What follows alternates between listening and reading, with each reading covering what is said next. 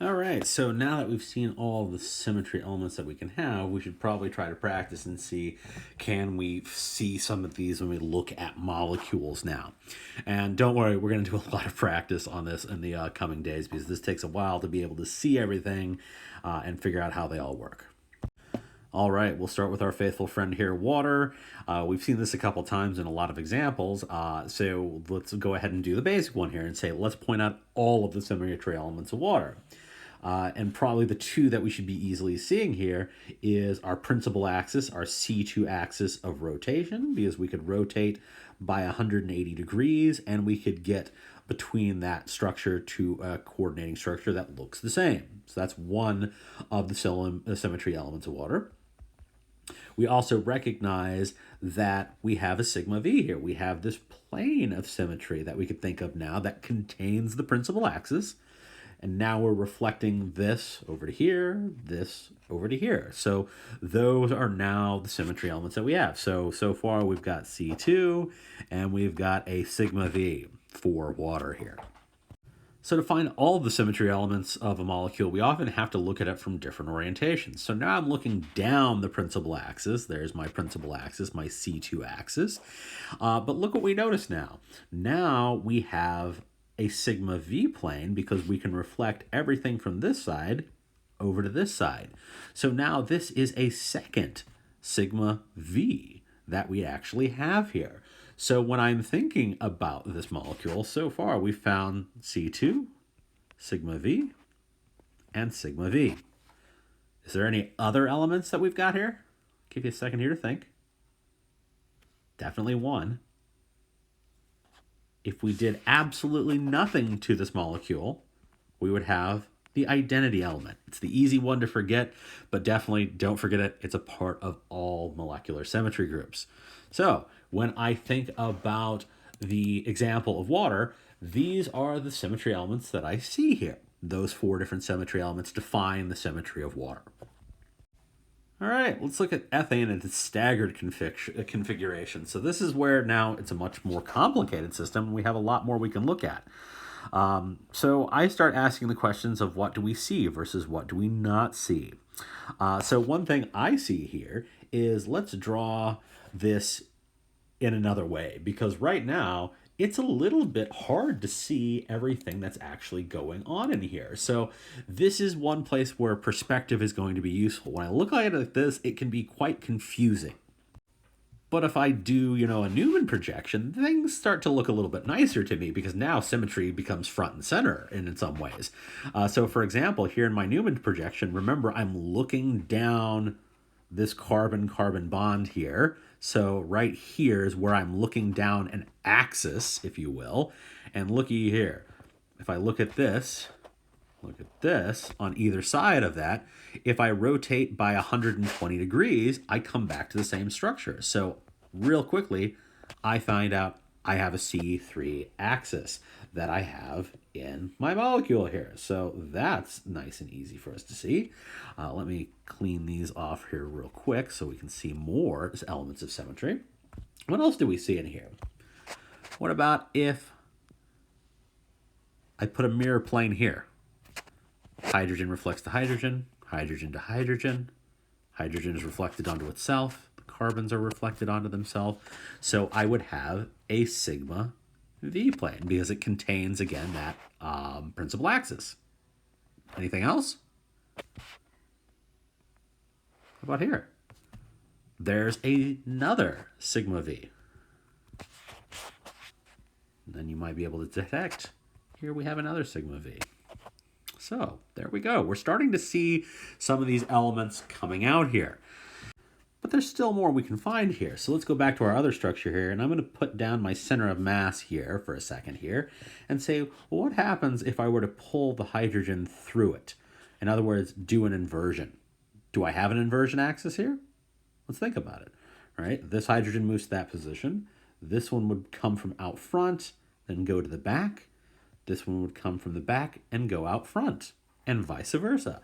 So this one we could say, hey, it looks like we've got that as well, so we could add I to our list here. That's definitely a thing that we have here. Any other ones that we see here?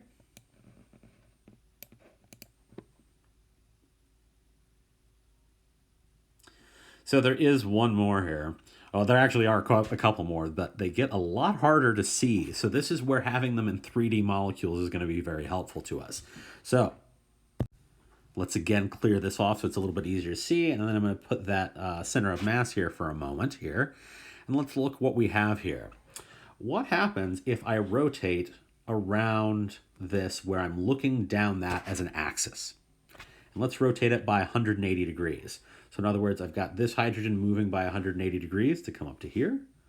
This one's going to stay in the back to go to here. This one's going to come around to be there. So here I have a C2 axis. That's a lot harder to see without having it in front of us.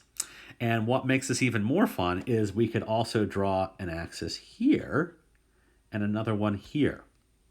So we're going to have a total of 3 C2 axes that we're going to have here. Those are hard to see in a PowerPoint presentation. So this is where I would say get out your modeling kit, build ethane, and start turning it by 180 degrees to see if you can find those. Okay? The final one that we're going to have to deal with is thinking about an improper rotational axis, which is one that's going to be really hard to see in 2 dimensions drawn here. So you might have to trust me. Again, pull out your modeling kit. And what we're going to do is we're going to start by saying we have an axis running through here. Maybe it helps if I clear off that other one as well. So on this, now we're looking down that axis that we've highlighted in red here. All right, what happens if I were to rotate not by 120 degrees, but by 60 degrees? So now this front hydrogen would be in the position where the back hydrogen was, and the back hydrogen would be in the position where the front one is in terms of rotation. But that's a different look to things, unless we put a horizontal plane here and reflect across it. So this is the hard one for a lot of people to find. It's the S6 symmetry element. This one is definitely one that will take you a lot of time. It is there. Try to find it for yourself, all right? What's the last one that we need to put on here? The one that we always have, no matter what we have? We have E, the identity. All right, so that one's got a lot more to it. Take some time, pull out your modeling kit, make sure you can confirm that you find all of those symmetry elements for ethane in the staggered configuration. Things get a little bit different if it's in an eclipse geometry. And just to put it down here so that you have all, yep, I even wrote myself a solution key. Here are all of the symmetry elements. There's E, there's a C3 axis, that is our principal axis. There are 3 C2 axes, there are 3 sigma V planes, there is an inversion center, there is an S6 axis. Those are all the elements that we have here, just as a clear and simple answer. All right, here we go. Here's another one. Here is para-dichlorobenzene. Let's start putting things and see what we can find.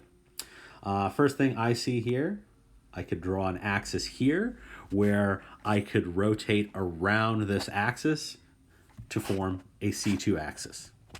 That's one thing I could do.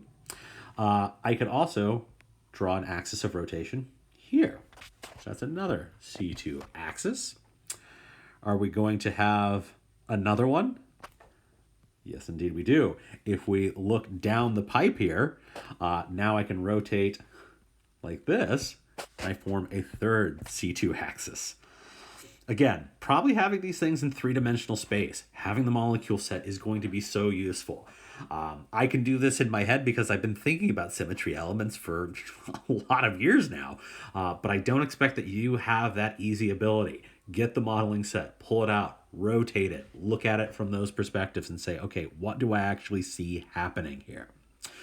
All right, so there I've cleared off the rotational stuff here. What else can we see?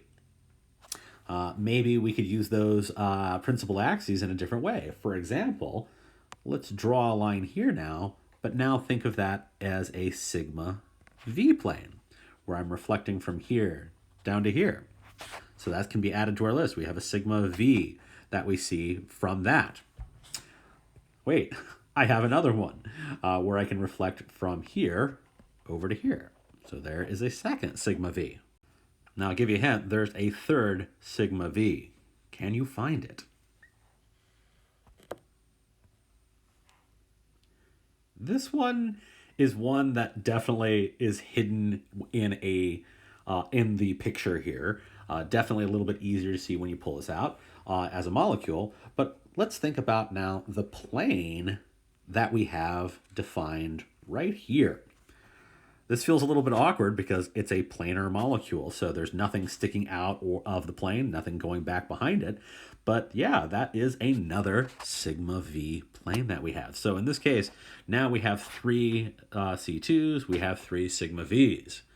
What else do we have? Well, one of the things we could think about is, here's my center of mass. I could pull this chlorine all the way through and vice versa. I could pull my carbons through.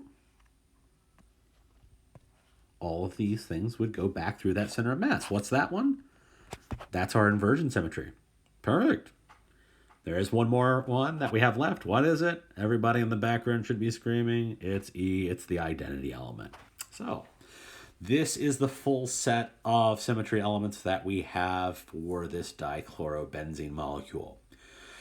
Again, this is going to take a little bit of time to be able to see these things, and some of them are really hard to see. So sometimes we're going to have to find a better way of actually finding these. So we'll get to that before too long, probably in our next set of videos when we start assigning what we call point groups to these things. But before we get there, we'll do some more practice on this in class. All right, so that's where I'm going to cut this one off. Know it's a little bit longer, but hopefully I'm making some good points that you're seeing these elements. So let's talk about these in class. Let's make sure we understand how to find these and identify them.